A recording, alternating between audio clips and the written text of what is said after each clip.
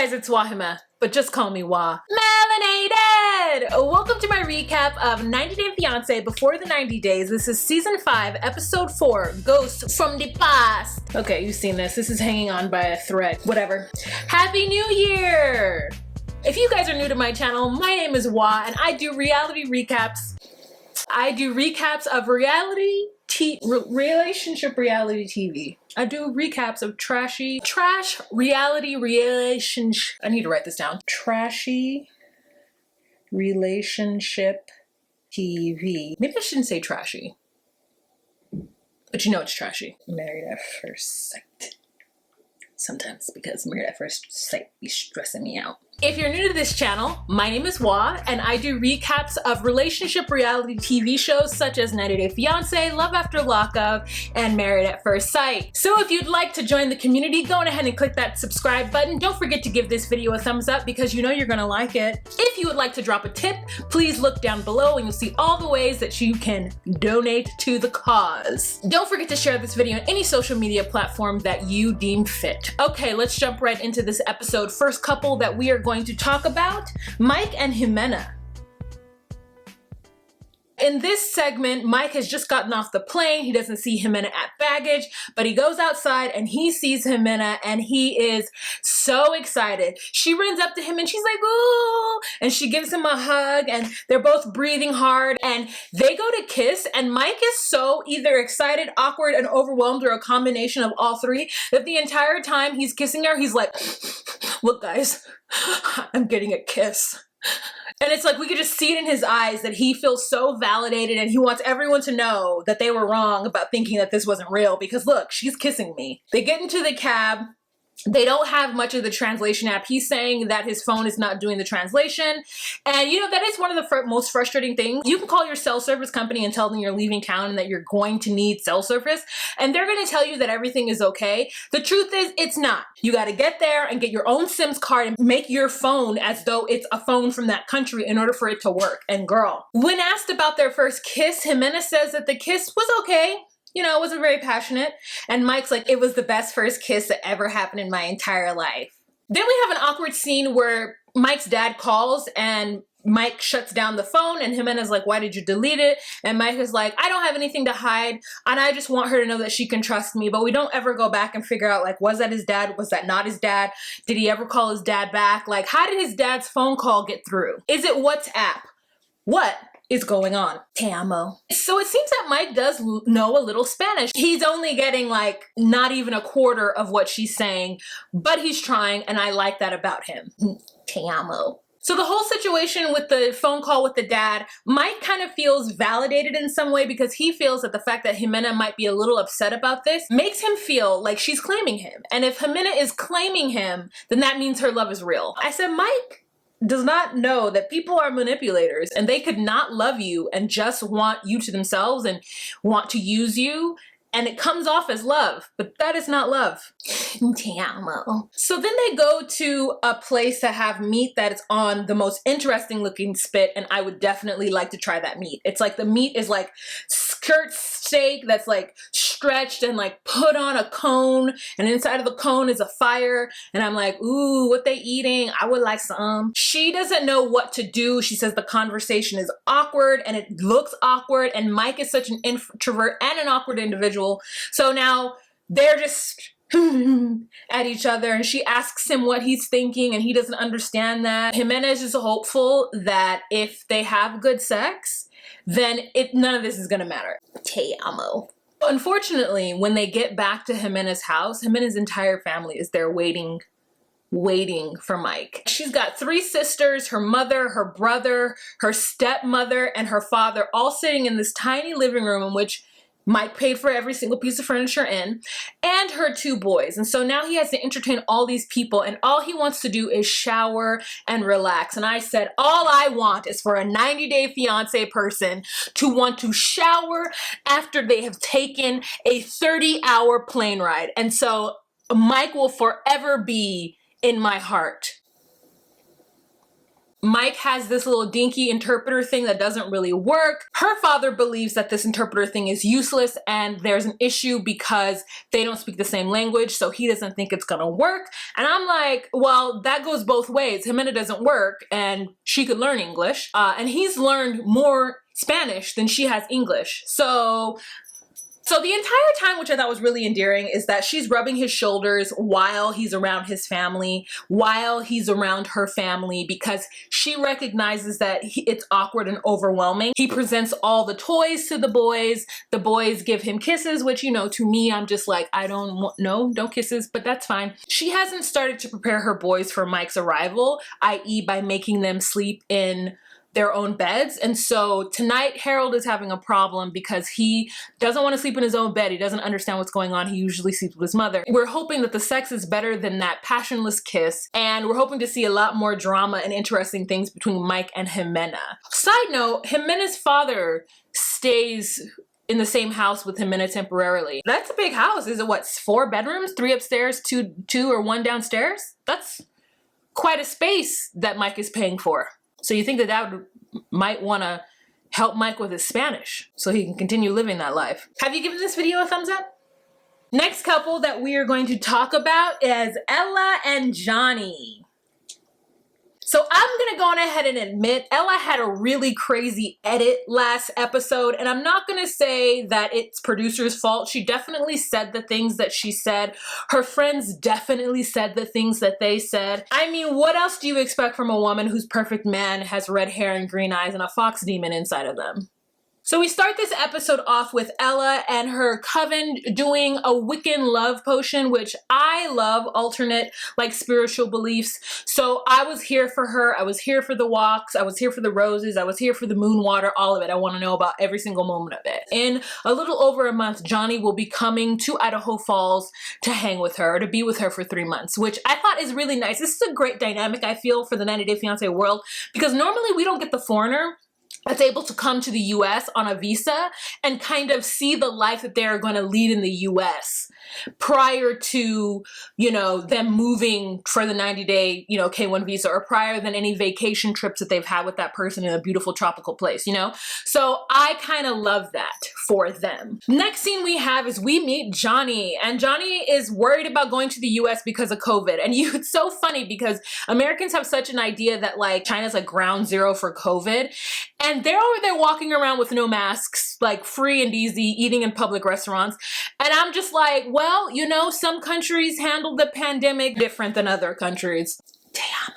Johnny is 34 years old and he is on the brink of giving up his job in the car mechanics industry. His friends, who he ends up meeting with, says that it's a bad idea for him to leave at this point in his life. But Johnny says that he is divorced and lonely and he really wants to give this situation with Ella a chance. He wants to be the kind of gentleman that Ella wants him to be. I also love the fact that one of his friends tried to make a joke about Ella suffocating him during romance, during sexy time. And he is like, well, you know what? With a lot of help, losing weight is easy. I've managed to keep myself slim, unlike this person next to me. And I said, yeah, you better tell him. It's always the bigger male who's trying to talk mess about a bigger female. Nobody should be talking about anybody's weight in that manner, especially not him.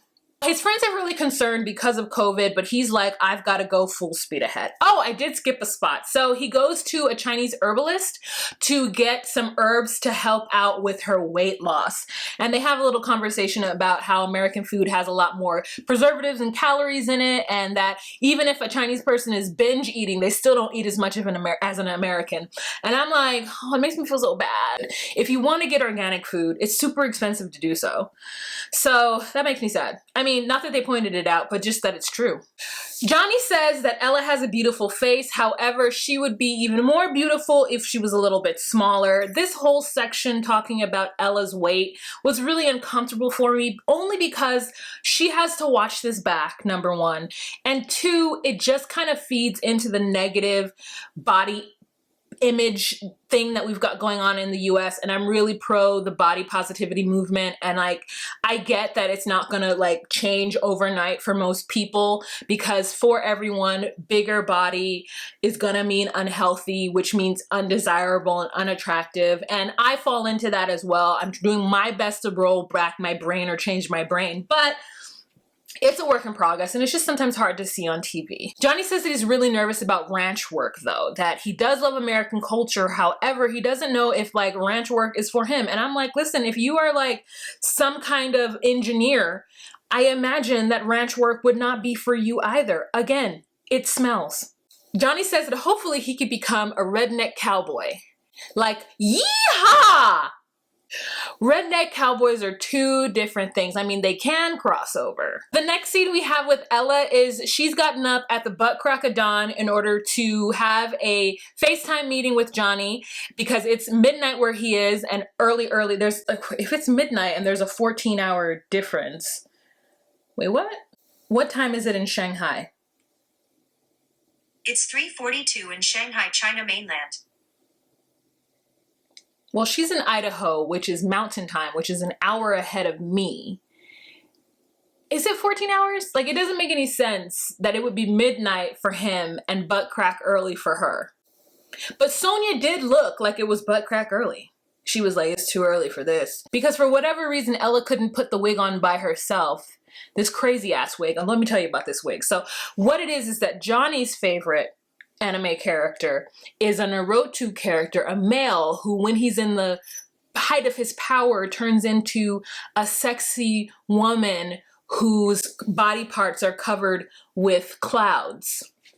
And as different as that sounds, part of me is like, that's kind of hot that a man's like power comes from a naked, sexy woman. Something about that is like interesting, weird, but interesting. So she dresses up as that character for him, or just the hair of it, and they go on a video chat, and she starts to cry when he talks about coming to the US and what that's going to mean for him. And she's just so grateful that he's willing to put his life on hold temporarily and walk away from his son for 3 months in order to kind of give their relationship a chance. And she, I could tell, really loves him and is really excited that her Asian prince is coming to her. I hate the way that production makes them talk about their sexy time, because then we get into like weird anime fantasy. And listen, I love Sailor Moon. I don't want to think of Sailor Moon as somebody's cosplay sexy time. Like that's not my fantasy. And I would like to keep her pure. Winning love by daylight, never running from a real fight. She is the one named Sailor Moon. Like I want to keep her there. You know what I'm saying? Johnny and Sailor Moon, child. I don't want to think about it. Anyways, child, go ahead and give this video a thumbs up. You know you thought that was funny. The next couple that we're going to talk about is Hamza and Memphis. So we've got Hamza, who is now looking for Yusuf's car. And I didn't think Yusuf was going to hang around, but he did, girl. Memphis has a lot of questions for Hamza that he cannot answer. And I'm just going to need for her to calm it down. She knows that there is a language barrier, yet and still she continually asks him questions that he cannot answer. Leave that man alone. She's like, how are we doing this? Where are we going now? Girl, you have flown to Tunisia. You have landed in Tunisia. You now need to let this man do what he does and take you around, because unfortunately you didn't do enough research to be able to do it yourself. So they get into the car and she's like, how long is the drive to your house? And he's like, 2 hours. And she's like, 2 hours? Girl, what? She's a little annoyed that the picture on his screensaver for his phone isn't her. She tries to confront him on it. He's like, what? Oh, okay, baby, it's okay. And Yusuf is just listening to this conversation where she's trying to figure out whether or not they're going to sleep in the same room. Hamza tells her they're not. She's really worried about the sex between him and her. And I would be worried about it too, because here's the truth. And this is the same thing that Laura had with Aladdin, is that not that I think that porn is important for any person to watch. There's information that is kind of embedded into pornography that if a man is not aware of it, then he will believe that his natural functions are okay. I think that if you are in a country where sex is super taboo, then a man is not gonna know. I don't know how Zied knew, and I don't know if Zied was open to Rebecca's suggestions. I don't know about Muhammad and Danielle, because obviously they didn't have sex. I just don't know. And so for me, I am now worried about any man who comes from a country where sex is taboo, or comes from a culture where sex is not talked about in any kind of meaningful manner. Now, I'm not saying US is one of those countries, but I'm saying you have programming here in the US that teaches about sex, not from a pornography point of view, but from like a sensual, loving point of view. So there are more resources in the US for that. They live like in a 6th floor walk up, and she's complaining about the steps immediately. I imagine she's very tired. They get to his house. She meets the mother and sister, and it's a good meeting. She tells them that they're beautiful. The sister speaks a little bit more English than I think Hamza does.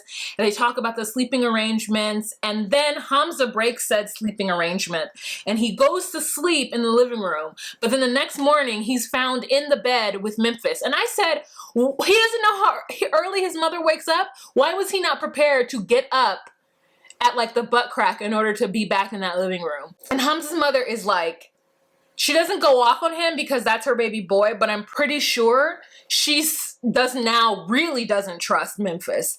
And now Memphis is gonna get the blame for tempting her son out of his living room sleeping quarters. If she were to get a hotel room, Hamza wouldn't be allowed in her room. So I wish Memphis the best, but I think again, she hasn't done her research and she's taking this man-child's point of view, and he is not setting her up for success. Have you subscribed yet? All right, next couple that we're gonna talk about is Usman and Kim. So they used some old footage of Kim from the night before to tell us that she's getting ready to go meet Slim T and Badmus and Usman for like a team meeting or whatever. Now, why Usman is inviting her to this team meeting, I don't know. But the reason why I say it's old footage is because they show her putting on mascara with the same shirt she wore when she went to pick him up from the airport. And they already showed us that scene of her saying, I gotta look my best while putting on mascara. You can't fool me. Run the tapes back. They get to the meeting and the men are talking about Usman meeting with a local star named Rosary. Managers have gotten together and decided that these two need to do a collab and that they should have like a date. What's her name? Kimbali. And Usman says that the whole reason that he wants Kimbali to go is because he doesn't want her to be in the hotel room wondering or feeling left out or anything like that. And Kimbali feels like, look, if he invited me here, why isn't he making more time out to spend with me? And then I think to myself, Kimbali, you do understand that you got invited on a business trip, right? So he's not going to be able to make time with you probably until after the business is concluded. Why haven't you guys plotted out what you're going to do and how much time you're going to need with him? It's like she's trying to be cool and go with the flow, but then really doesn't want to be cool nor go with the flow. So later on they meet. Kim says some stuff that makes Usman upset because she's like, I shouldn't be here. I really should have just gone back. And he's like, no. And then he gets mad because of that. I think in his mind, he thought he was trying to do something good and now she doesn't like it. And then he's rude to the server and he's like, you could just put it down. And I'm like, don't be rude to that server. The server tried to get him his wine and you know, Kimberly takes it and she's like, oh, thank you. And he's like, put it down. And I'm just like, whatever. So then Rosalie gets there. He tells Rosalie that her tongue is sweet, which is an interesting way of saying, I like the way your language sounds. They have good conversation and Rosalie does the great thing of including Kim in the conversation. They have a high five moment, which makes Kimberly feel at ease. Another thing that makes Kimberly feel at ease is the fact that Usman stated that she's a potential wife, not a potential girlfriend. Are you planning on sharing this video on any social media platform that you deem fit? The next couple that we're going to talk about is Caleb and Alina. Woo, this was a really good segment, y'all. A lot of tug of war happening. So we wake up the next day and Gaston is up to present Alina with some Turkish coffee, which she really doesn't want. She really wants to get down to the nitty gritty and figure out why he was so awkward last night. And he's like, I wasn't in the mood. And she's like, well, we couldn't even do like a little kiss. It's not like I'm a thirsty bitch or I'm like begging you for the D. I'm not that. I'm just saying there could have been a little bit more. And he's like, I would have rather it be today where we wake up refreshed, because she's like, I went to wash my face for 10 minutes and I came out and you were asleep. And I was like, okay, Alina girl, he was tired. Leave that boy alone. So he's like, okay, well, we can do that now. And he, instead of letting her negativity and her complaints, like, you know, change him and turn him to being annoyed, he decides to not take in that energy and turn it all around, which I really loved. But what I hated were his pants. Oh God, that print and the no booty situation situation, it wasn't working for me. So they get dressed, they go downstairs, and they meet Elijah, who is, in Caleb's words, stunning. So somehow Elijah has found wind that they did not have sex, nor did they kiss last night. And he decides that it's his place to ask Caleb about it. And so Caleb again tries to be a little smart-a, but he tries to turn the energy around, and it throws Elijah off. Like, it really does throw Elijah off. And I don't like this narrative where Elijah is doing the most. Now, he says he's there to protect her, which is fine. But you're not there to pry into the reason why they didn't kiss last night. Like, that literally is none of your business. Then they decide to go off sightseeing, where Elijah starts to tell Caleb about how to take care of Alina. At some point, she's in the wheelchair. They're leaving the hotel, and he tells Elijah, okay, you grab the front. And Elijah's like, no, you can do it by yourself. And Elijah shows him how to take her down the stairs and how to take her up the stairs. And Caleb just wants to muscle through everything, and he's like, man, I could do it. This is no problem. I'm strong. I lift. And I'm just like, well, Elijah's strong too, because he's been doing this for a long time with her. So, like, y'all are both strong. Let's move on. They get to a mosque, and it's beautiful and it's peaceful inside, and Caleb wants to do a little bit more sightseeing in the mosque than Alina does. So they leave Alina on the second floor, and him and Elijah go up to the top floor, and Caleb starts to talk about the energy in the mosque and the chakras opening up, and he's trying to, like, do some of his, like, spirituality with Elijah, and Elijah's like, okay. And then Elijah again is like, I don't think that you're seeing Alina's needs. I don't think you're taking care of her and appreciating her. And he's like, I think Alina's perfectly fine. She said she wanted to stay down there, so down there she shall stay. I do see where Elijah is coming from, because he wants to kind of let Caleb know that Caleb isn't treating Alina in the way that he feels like Alina should be treated. However, you have got to let Alina stand up for herself, and Alina tell Caleb herself what it is that she expects. So Elijah outstays his welcome by going to dinner with them, and Caleb at this point needs a drink, and he is absolutely over it.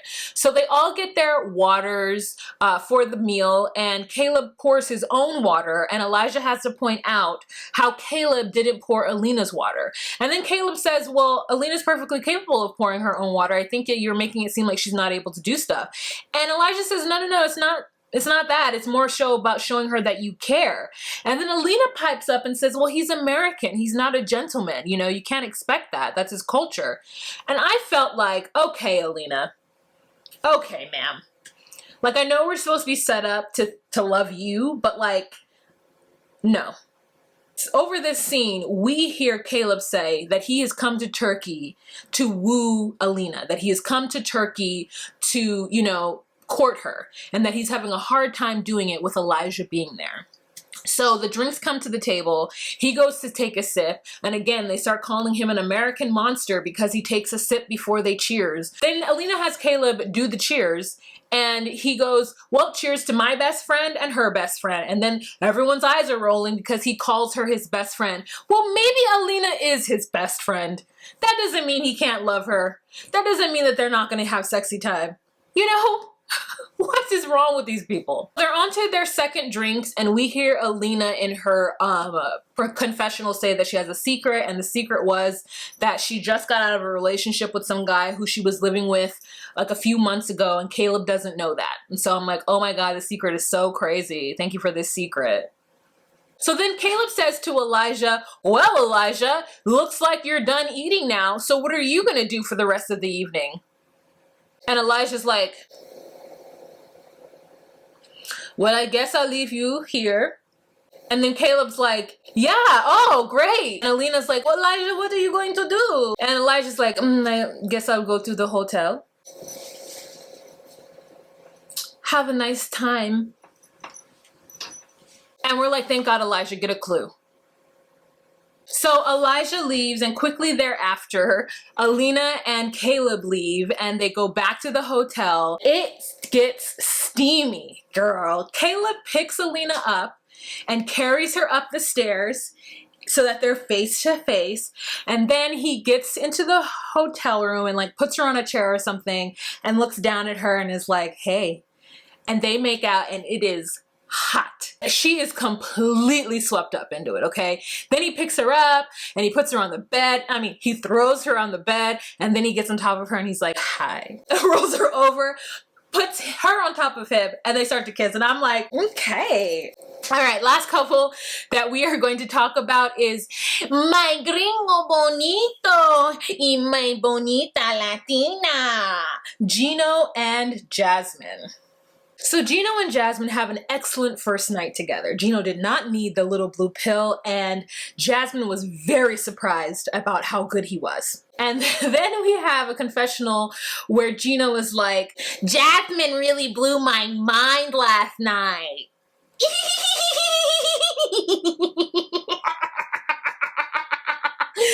Pun intended. Ugh. Jasmine then takes Gino sightseeing and they go to a little souvenir shop in which she proclaims, I want you to feel things in your house like places from my country. And he's like, yeah, I want to get some stuff for my house. And she's like, I want you to get things from Panama so that when I come to your house, I feel comfortable with items in your house that are from my country, not from your stupid ex-wife. And Gino's like, stupid? I mean, she's my ex-wife, but she's not stupid. I mean, she's just that. So Gino's very protective of his ex-wife because it turns out that he is still in contact with his ex-wife. They're still friends, but he knows that if Jasmine finds out, there will be hell to pay. And so Jasmine's like, these are the ghosts from the past and they must die. And he's just like, I could already tell that Jasmine's getting on Gino's nerves. She's getting on my nerves. But it's so much fun watching them interact. All right, you guys, so that is the end of this episode. Go on ahead and give this video a thumbs up. You know you want to. Thanks so much, you guys. That's the end of this episode. Don't forget to give this video a thumbs up. If you'd like to drop a tip in the tip jar, you can look in the description box and see all the ways to do so. Subscribe to my channel, share on any social media platform that you deem fit, and we will see you next week for another episode of 90 Day Fiancé before the 90 days. Have a fantastic week, and remember to be you, be true, and find your place. Bye.